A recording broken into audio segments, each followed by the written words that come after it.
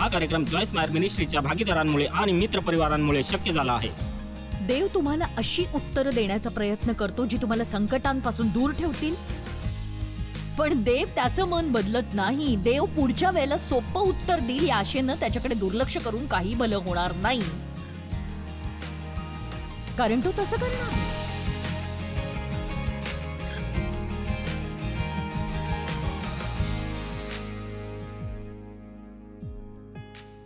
किती जणांना देवाप्रती परिपूर्ण हृदय असण्याची मनापासून इच्छा आहे, आणि काल आपल्याला समजलं की त्यातली सगळ्यात महत्वाची गोष्ट म्हणजे देवाच्या दृष्टीने परिपूर्ण हृदय असणं म्हणजे काय.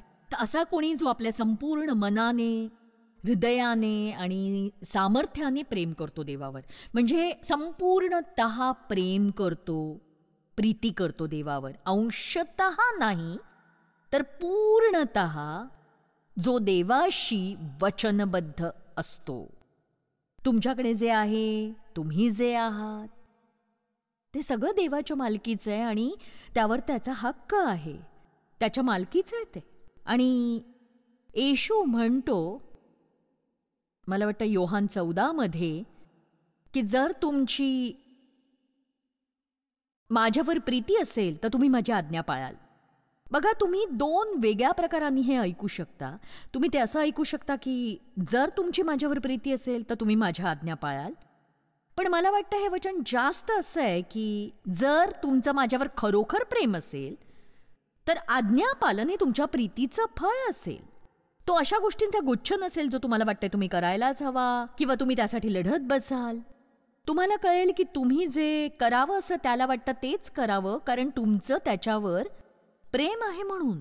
आता बघा, आपली अशी एक बाजू असते जी कुठल्याही चांगल्या गोष्टीच्या विरोधात झगडते. बायबल म्हणतं की आपण पापासाठी मृत झालोत, पण असं नाही की पाप मृत झालंय. तर जोवर आपण इथे पृथ्वीवर आहोत तोवर आपल्याला पापाच्या परीक्षेचा सामना करावाच लागणार.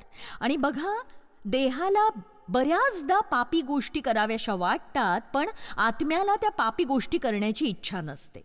म्हणूनच कधी कधी तुम्हाला असं वाटतं की तुम्ही युद्धामध्ये आहात, तुम्ही वेगवेगळ्या दिशांना खेचले जाताय.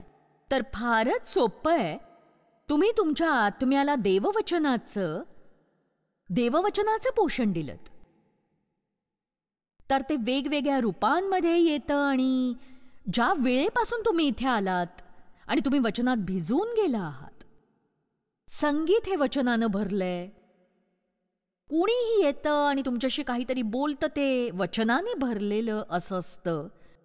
तुम्हाला एका पेरणी करणाऱ्याची बोधकथा मला सांगायची आहे, कारण देववचनात हे फारच महत्वाचं आहे. कारण ही बोधकथा 4 वेगवेगळ्या प्रकारच्या हृदयांबद्दल सांगतीये, म्हणजे हृदयाच्या 4 भिन्न अवस्था, आणि ती 4 भिन्न हृदय देववचन कसं ऐकतात किंवा ऐकत नाहीत. आणि बघा, आज काही हजार लोक इथे आहेत, ते कितीतरी हजारांनी, कदाचित लाखांनीही वाढतील जेव्हा जगभरात हे टीव्हीवरून पाहिलं जाईल. आणि काही जणांना मी काय म्हणते ते इतरांपेक्षा कदाचित जास्त अधिक समजेल, कारण बघा, काही जण मी जे सांगते ते ऐकतील, माझ्या म्हणण्याप्रमाणे वागतील आणि त्यांना त्यांच्या आयुष्यात काही चांगले बदल दिसायलाही लागतील. आणि काही जण अगदी काहीच करणार नाहीत, आणि काही जण मी सांगते त्यावर लक्ष केंद्रित करतील, आणि काही जणांचं मन सगळ्या ठिकाणी भरकटत राहील. म्हणजे ते इथे हसऱ्या चेहऱ्याने बसतील, पण त्यांना खरंच काही समजणार नाही, कारण ते मनापासून ऐकत नसतील. आणि असं बघा, देवाने माझ्या आयुष्यात काय केलं ते मला माहितीये. तुमच्या आयुष्यात तो काय करू शकतो, त्याला काय करायचंय, तो काय करतोय ते मला माहितीये. आणि माझी खूप इच्छा आहे की तुम्हाला चांगलं आयुष्य मिळावं, जे तुम्हाला मिळण्यासाठी येशूने मृत्यू पत्करला. आणि हे शक्य होण्यासाठी तुम्ही एकच गोष्ट करायची आहे. आता मी काय सांगते ते ऐकायचंय, तुम्ही वचन समजून घ्या, आणि तुम्ही जे ऐकाल ना त्याप्रमाणेच वागा. ते ऐकणं आणि तसं न वागणं हे अगदीच निरुपयोगी असं असेल. एकच गोष्ट आहे, तुम्हाला जर काही गोष्टी माहीत असतील पण तुम्ही त्याप्रमाणे वागला नाहीत, तर तुम्हाला त्या माहिती त्याचा अभिमान वाटतो मला, आणि तुम्हाला इतरांना त्यांनी काय करावं हे सांगायचंय. पण जर तुम्ही स्वतः ते करणार नसाल तर तुमचं आयुष्य कसं काय बदलेल सांगा मला. हे फक्त ऐकणं आणि बायबल अधोरेखित करणं एवढंच नाहीये. तुम्ही जे ऐकताय ते कृतीत आणणं आहे. आणि म्हणूनच यासारख्या ठिकाणी येण्याचा उद्देश एवढाच आहे की तुम्हाला प्रोत्साहन द्यावं, की तुम्हाला कळेल की मी हे करतोय, किंवा मला या क्षेत्रात यापेक्षा जास्त प्रगती करायची आहे, आणि मी जे ऐकलं त्याचा मला आनंद आहे, कारण मला या क्षेत्रात खरोखर मदतीची गरज होती. आणि जर बघा काही शिकण्याच्या उद्देशाने तुम्ही जाणार नसाल तर मग चर्चमध्ये जायला काही अर्थ नाही, कारण ते तुमच्या विकासासाठी आणि तुम्हाला जास्तीत जास्त ख्रिस्तासारखं होण्यासाठी सहाय्यक ठरायला हवं.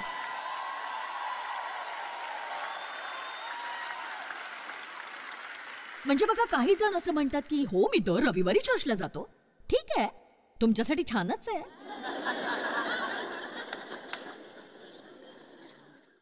पण पालकानं काय सांगितलं ते दुसऱ्या दिवशी लक्षात राहतं का तुमच्या? उद्या जेव्हा कोणी तुम्हाला विचारेल की जॉयसने काय शिकवलं तर तुम्ही सांगू शकाल ना? असं नाही सांगणार ना की मला माहित नाही पण छान होतं ते. आणि या बोधकथेबद्दल मनोरंजक गोष्ट म्हणजे येशू आपल्या शिष्यांना सांगतोय की जर तुम्हाला ही बोधकथा समजली नाही तर तुम्हाला कधीच कुठलीही बोधकथा समजणार नाही. बघा आता किती छान असं वाक्य आहे. जर तुम्हाला ही बोधकथा समजली नाही तर तुम्हाला कुठलीही बोधकथा समजणार नाही.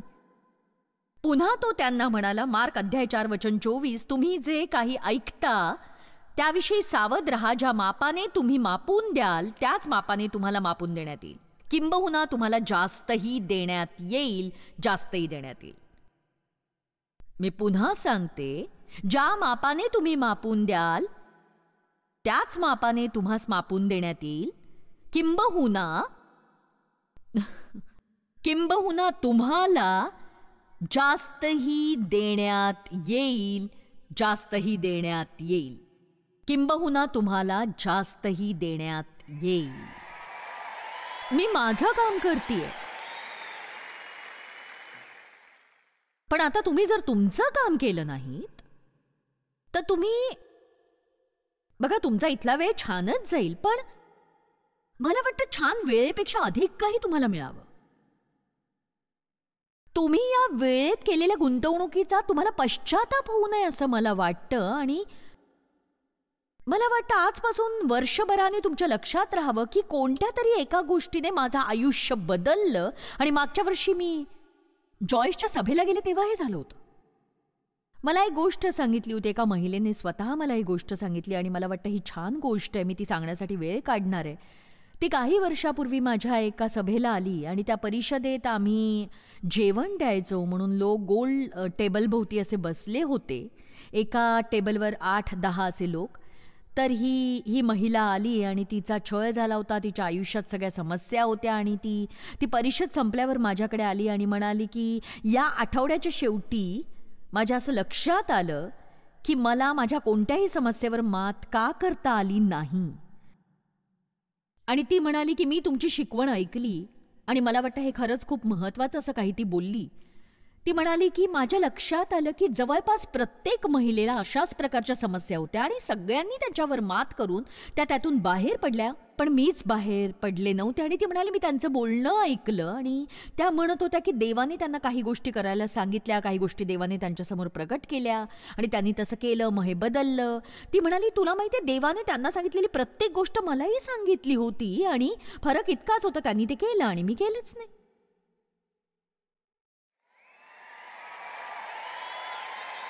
बघा देव नेहमीच आपल्याशी बोलत असतो, आपल्याला गोष्टी दाखवत असतो. आपण सभेमधल्या मोठमोठ्या वचनांबद्दल बोलतोय आणि म्हणूनच देव जे सांगतोय ते ऐकण्यासाठी वचनबद्ध असणं हे आपल्या अनेक उद्दिष्टांपैकी एक उद्दिष्ट आपण बनवायलाच हवं.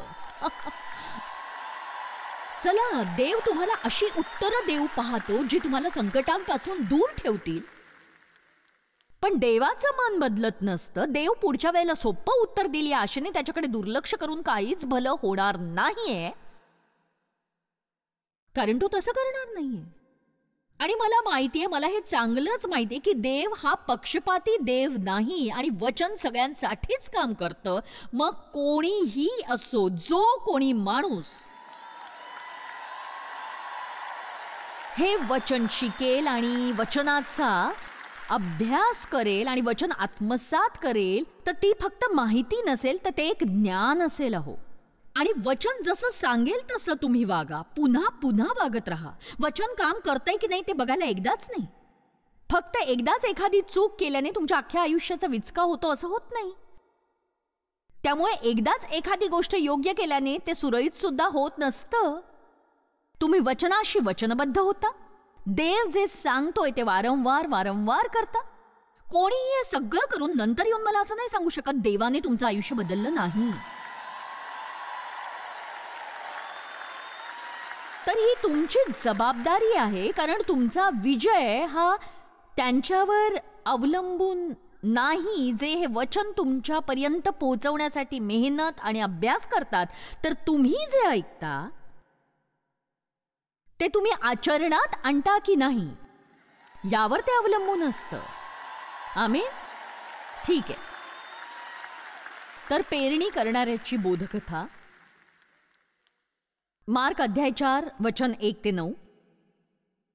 पुन्हा तो समुद्र किनाऱ्यावर शिक्षण देऊ लागला तेव्हा त्याच्याजवळ फार मोठा समुदाय जमला, म्हणून तो समुद्रातील एका मचव्यात जाऊन बसला आणि सर्व लोक समुद्रकिनारी जमिनीवर होते. नंतर तो त्यांस दाखले देऊन पुष्कळ गोष्टी शिकवू लागला आणि शिकवता शिकवता तो त्यांना म्हणाला, ऐका, पहा, एक पेरणारा. मला हे आवडलंय की तो म्हणतोय की ऐका, पहा, आणि एक पेरणारा पेरणी करावयास निघाला. आणि तो पेरीत असताना असे झाले की काही बी वाटेवर पडले, ते पाखरांनी येऊन खाऊन टाकले, आणि काही बी खडकाळ जमिनीवर पडले, तेथे त्यास फारशी माती नव्हती. माती खोल नसल्यामुळे ते लागलेच उगवले, आणि सूर्य वर आल्यावर ते उन्हाने करपले व मूळ नसल्या कारणाने ते वाळून गेले. काही बी काटेरी झुडपांमध्ये पडले व काटेरी झुडपांनीच वाढून त्याची वाढ खुंटवली, म्हणून त्याला काही पीक आले नाही. आणि काही बी चांगल्या जमिनीत पडले, ते उगवले, मोठे झाले व त्याला पीक आले, त्याचे 30 पट, 60 पट, 100 पट असे उत्पन्न आले. मग तो म्हणाला, ज्याला ऐकावयास कान आहे तो ऐको. आता हे फारच मनोरंजक आहे की एका ओळीचं छोटंसं वाक्य जे त्यांनी इथे टाकलंय की आपण कदाचित त्याचा विचार करत नाही की ज्याला ऐकण्यासाठी कान आहेत तो ऐकेल. आणि खरोखर त्याला असं सांगायचंय की ठीक आहे, आता मी जे सांगणार आहे ते सगळ्यांसाठी आहे. म्हणून तो सुरुवात अशी करतो की ऐका. आणि मग तो म्हणतो की जर तुमच्याकडे कान असतील, आज्ञाधारक कान.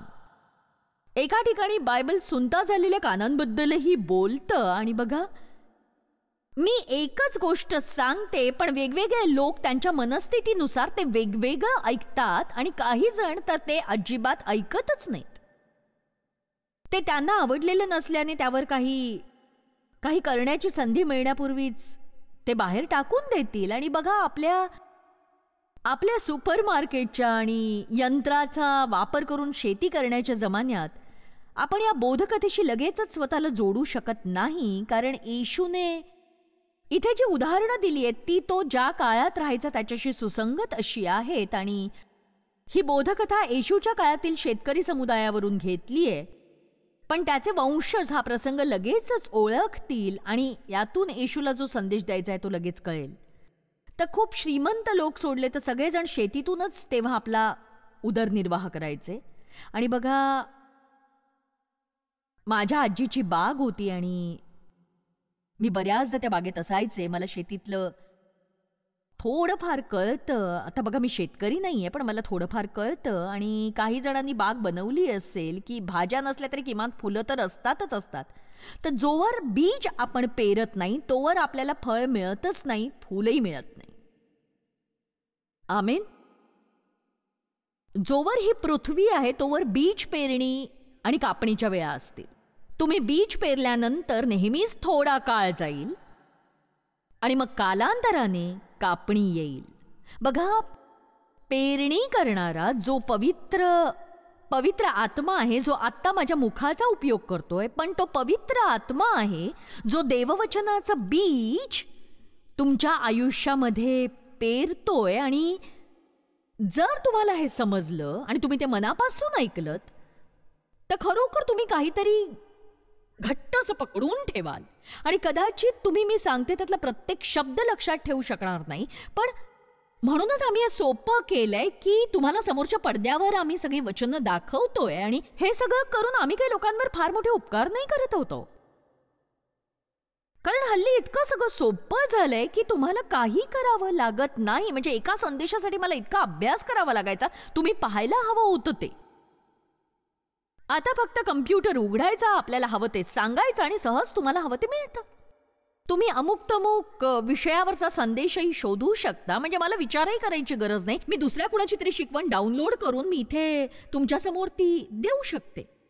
पण बघा, पूर्वी हे चांगलं होतं की मी त्यासाठी मेहनत घेत होते आणि कितीतरी वेळा मी ते पुन्हा तपासत होते, वाचत होते, तपासत होते. आणि मी तुम्हाला काय सांगते, जेव्हा मी इथे येते ना, मला खात्री असते की मी इथे येऊन उभी राहीपर्यंत मी त्याचा इतका अभ्यास केलेला असतो की ते मला पूर्ण कळलेलं असतं आणि म्हणूनच मी ते योग्य पद्धतीने मांडू शकते की माझा त्यावर विश्वास बसतो आणि म्हणून तुमचाही बसतो. पण हे मेहनत आणि प्रयत्नांशिवाय शक्य नसतं हो. एका पुस्तकात वाचलेलं वाक्य मला आवडतं की कोणीही देवाच्या त्यांना हवं तितकं समीप जाऊ शकतं, ते त्यासाठी किती वेळ द्यायला तयार आहेत ते महत्वाचं आहे. देव फक्त काही खास मुठभर लोकांचीच निवड करत नाही जे तुम्हाला माहीत असतात, खरोखर त्याच्या खूप समीप असतात. बाकीच्यांना तशी संधीच मिळत नाही असं नाही. आपण आपल्या वेळेचं काय करायचं यासाठी आपल्या आयुष्यात आपल्याकडे अनेक पर्याय असतात. म्हणूनच या बोधकथेत याबद्दल काही उल्लेख नाहीये. ते काही लोकांसाठी छान यशस्वी झालं आणि काहींसाठी नाही, कारण काही लोकांना मिळालेल्या बीजाची गुणवत्ता इतरांपेक्षा अधिक चांगली होती. आज मी जे बीज टाकते ते परिपूर्ण असं आहे. हे निरोगी बीज आहे, हे उत्तम असं बीज आहे. या बीजामध्ये काही दोष नाहीये. तर तुम्हाला यापासून काही मिळालं नाही तर त्याचं कारण बीज नाही तर तुमच्या हृदयाची आत्ताची परिस्थिती जे तुम्ही ऐकताय. 4 प्रकारच्या माती असतात, 4 प्रकारची हृदय आहेत. पहिली आहे ही टणक माती. ती इतकी टणक होती की पेरणारा म्हणजे बघा त्याच्या गळ्यात एक पिशवी असते जी बीजांनी भरलेली असते. तो ती अक्षरशः बाहेर फेकत असतो. आणि खरोखर अशा प्रकारचं आज मी करतीये. मी इथे फक्त फेकतीये. आणि हा विचारच इतका थरारक आहे की आपण या सभागृहात काही हजार लोक आहोत आणि हा संदेश मुद्रित केला जाणार आहे आणि तो वेगवेगळ्या 100 भाषांमधून जगभरात पोहोचणार आहे. तर आपण आज इथे काय करतोय? आपण बीज पेरतोय. आपण जगभरात बीज पेरतोय. आणि एक सांगू, काही लोक हे त्यांच्या टीव्हीवर बघतील आणि असं म्हणतील की ओ अरे बापरे, अजून काही बायबलचे ठोस आहे. आणि बघा, त्यांना हृदयाची समस्या असते, तो त्यांचा दृष्टिकोन असतो. आणि काही लोकांना माझ्यासारख्या लोकांबद्दल दुराग्रह असतो. त्यांना असा दुराग्रह हेही माहीत नसतं त्यांना. किती गमतीशीर आहे ना की आपण गोष्टींवर विश्वास ठेवतो आणि आपण का विश्वास ठेवतो हेच आपल्याला माहीत नसतं अजिबात. आणि बघा, हे असंच असतं. काही बीज ही बारीक आणि खडकाळ मातीवर पडतात, काही काट्यांवर पडतात, काही चांगल्या मातीत पडतात. आणि बघा, त्या क्षणी त्याने गर्दीला काही स्पष्टीकरण दिलं नाही. पण नंतर येशू त्याच्या शिष्यांना बाजूला घेऊन गेला आणि त्याने त्यांना सांगितलं की जर तुम्हाला ही बोधकथा समजली नाही तर तुम्हाला कुठलीही बोधकथा समजणार नाही कधीच. खरं सांगायचं तर मी तयारी करत होते तेव्हा याचा एवढा विचार केला नव्हता. आणि मी म्हटलं की एक सांगू, हे खरंच खूप महत्वाचं, खूपच महत्वाचं आहे. तो म्हणतोय की जर तुम्हाला हे समजलं नाही तर तुम्हाला कुठलीच बोधकथा समजणार नाही. आपण याचे छोटे तुकडे करून बघूया की येशू असं का म्हणाला ते. सगळ्यात आधी लोकांना येशू का आला होता हेच समजत नाही. त्यांना ते कळतच नाही. तो क्रांती आणण्यासाठी इथे आला होता. आणि अशी क्रांती म्हणजे गोष्टींची उलथापालथ होते आणि कोणीतरी येतं आणि असं काही करतं जे आधी कोणीही पाहिलेलं नाही. त्यामुळे मोठे बदल घडून येतात. लोकांनी तो ज्या प्रकारची क्रांती आणत होता ना त्याबद्दल गैरसमज करून घेतला. तर बघा, त्यांची इच्छा आणि अपेक्षा होती की त्याने अन्याय करणाऱ्या शासनाबद्दल आवाज उठवावा आणि स्वतःच एक ऐहिक सिंहासन निर्माण करून जगावर राज्य करावं. त्याच्या शिष्यांनी असाच विचार केला की तो कुठेतरी स्वतःचं राज्य बनवेल आणि त्यांना त्याची माणसं म्हणून महत्व मिळेल आणि त्याने फक्त हुकूम सोडायचे आणि सगळं योग्य ते करायचं.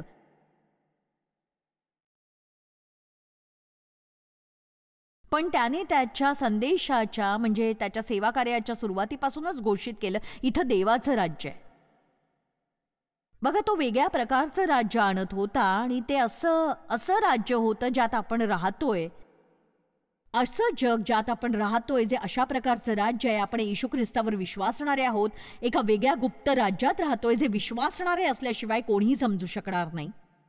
आपण अशा एका वेगळ्या गुप्त राज्यात राहतोय जे विश्वासणाऱ्यांशिवाय कोणीही समजू शकणार नाही.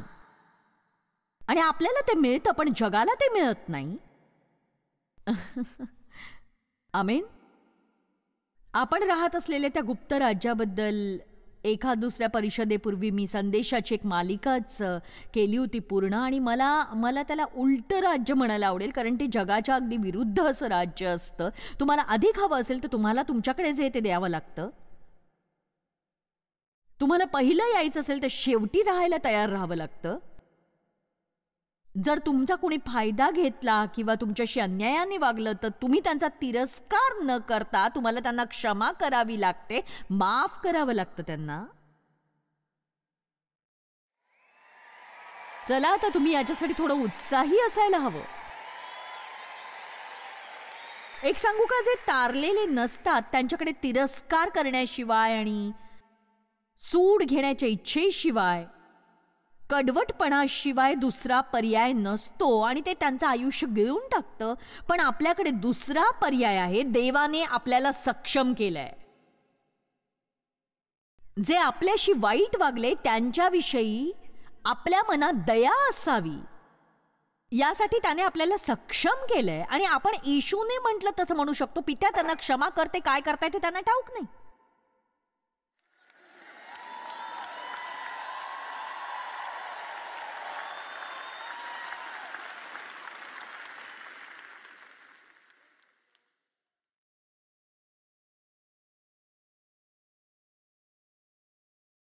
त्याची इच्छा होती की त्यांनी त्याच्या राज्यातलं कल्पनीय सर्वोत्तम आयुष्य जगावं.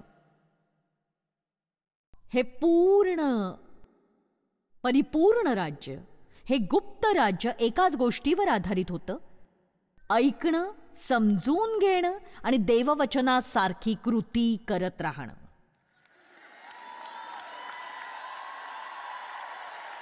या पुस्तकातले शब्द किती सामर्थ्यशाली आहेत हे मी त्यांना कसं सांगू ज्यांना ते आधीच माहिती आहे. मला म्हणायचंय की आज माईक मला एक दोन साक्षी दाखवत होता. एक दोन महिलांच्या साक्षी ज्या इथे आहेत आणि त्यापैकी एकीने सांगितलं की तिचंही माझ्यासारखंच लैंगिक शोषण झालं आणि त्या पुरुषसत्ताक समुदायात ती बराच काळ होती आणि ती मदतीच्या शोधात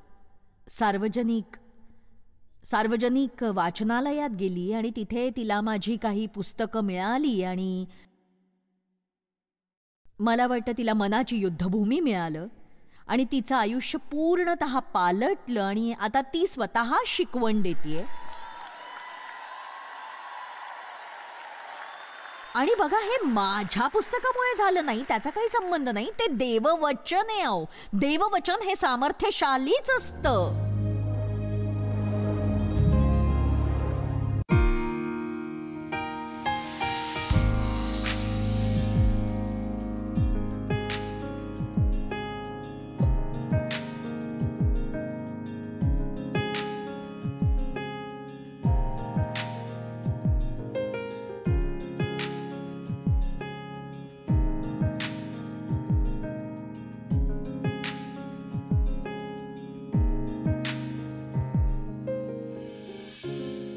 हा कार्यक्रम जॉयस मायर मिनिस्ट्रीच्या भागीदारांमुळे आणि मित्रपरिवारांमुळे शक्य झाला आहे.